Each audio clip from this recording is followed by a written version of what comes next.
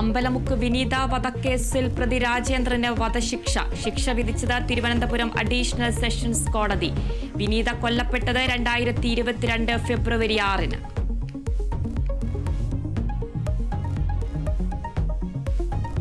കശ്മീരിൽ വീണ്ടും ഏറ്റുമുട്ടൽ. ഉധംപൂരിൽ സുരക്ഷാ സേനയും ഭീകരരുമായുള്ള ഏറ്റുമുട്ടലിൽ ഒരു ജവാന് വീരമൃത്യു. പഹൽഗാമിൽ ആക്രമണം നടത്തിയ ഭീകരർക്കായി തിരച്ചിൽ തുടരുന്നു. ഭീകരാക്രമണത്തെ അപലപിച്ചു കാനഡ. ഞെട്ടിക്കുന്ന സംഭവമെന്ന് കനേഡിയൻ പ്രധാനമന്ത്രി മാർക്ക് കാർണി.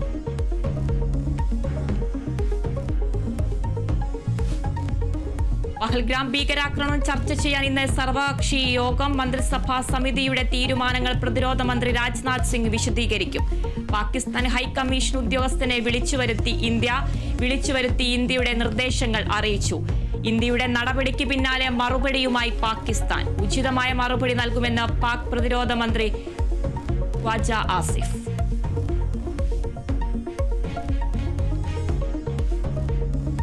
മാസപ്പടി കേസിൽ SFIO നൽകിയ കുറ്റപത്രത്തിലെ കൂടുതൽ വിവരങ്ങൾ പുറത്ത്. വീണയ്ക്ക് മുഖ്യ പങ്കെന്ന് SFIO കുറ്റപത്രം. CMRL നിന്ന് വീണയ്ക്ക് പ്രതിമാസം എത്തിയത് 5 ലക്ഷം രൂപ വീതം. എക്സാലോജിക് എന്നാൽ വീണ മാത്രമെന്നും കണ്ടെത്തൽ.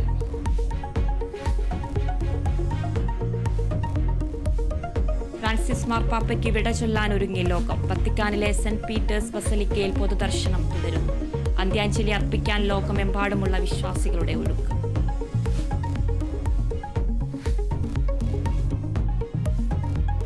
തൃശൂർ ആനന്ദപുരത്ത് അനുജനെ കൊലപ്പെടുത്തിയ ജ്യേഷ്ഠൻ പിടിയിലായത് ആനന്ദപുരം സ്വദേശി വിഷ്ണു. സഹോദരൻ യദു കൃഷ്ണനെ കൊലപ്പെടുത്തിയത് കള്ളുഷാപ്പിൽ വെച്ചുണ്ടായ തർക്കത്തിനിടെ.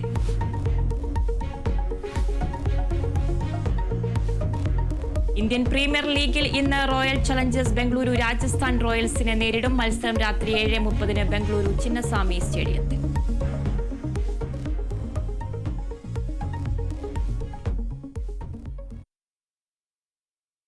സ്വർണം വെള്ളി നിരക്കുകൾ.